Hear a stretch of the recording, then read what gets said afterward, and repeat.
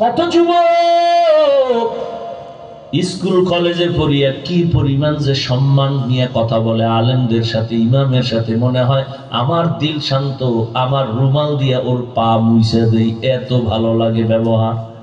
তুমি এত বড় বেয়াদব কেন? বেয়াদবি তুমি এখান থেকে শুরু করো নাই, মা বাবা থেকেই শুরু হয়েছে। কোন দিন জানি মায়েরে কাঁদাইছো, মা কষ্ট পাইছে, মায়ের কষ্টটা আর সে আজিমে চলে গেছে। আল্লাহর কসম,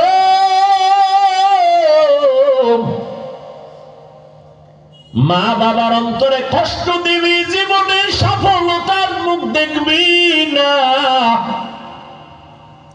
শিক্ষকের সাথে বেয়াদবি করবি, আল্লাহর কসম জীবনে কোনোদিন সফলতার চেহারা দেখবি না।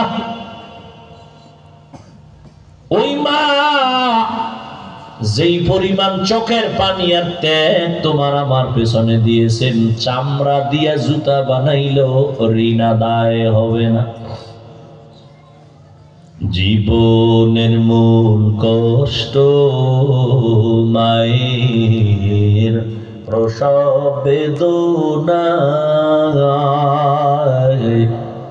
সাত আসমান সাত জমিন তখন মায়েরই মাথায়। জীবনের মূল কষ্ট মায়ের প্রসব বেদনা,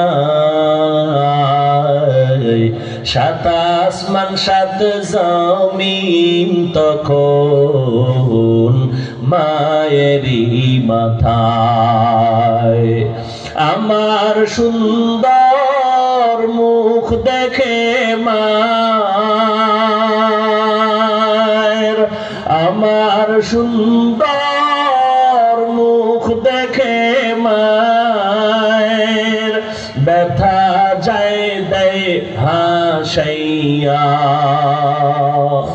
ও আমার প্রাণের মা, মা গো মা, কোথায় গেলে মোরে ছাড়িয়া?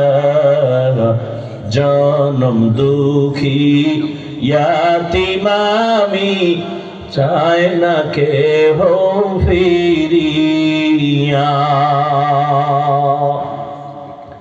আমি যখন ছিলাম আমার মায়ের উদরে, চলাফেরা করলেন যে মায় কত কষ্ট করে। আমি যখন ছিলাম আমার মায়ের উদরে, চলাফেরা করলেন যে মায় কত কষ্ট করে। এমন মাকে কেমনে আজি, এমন মাকে কেমনে আজি যাব আমি ভুলিয়া। ও আমার প্রাণের মা, মা গো মা, কোথায় গেলে মোরে ছাড়িয়া? জনম দুঃখী ইয়াতীম আমি, চাই না কেহ ফিরিয়া।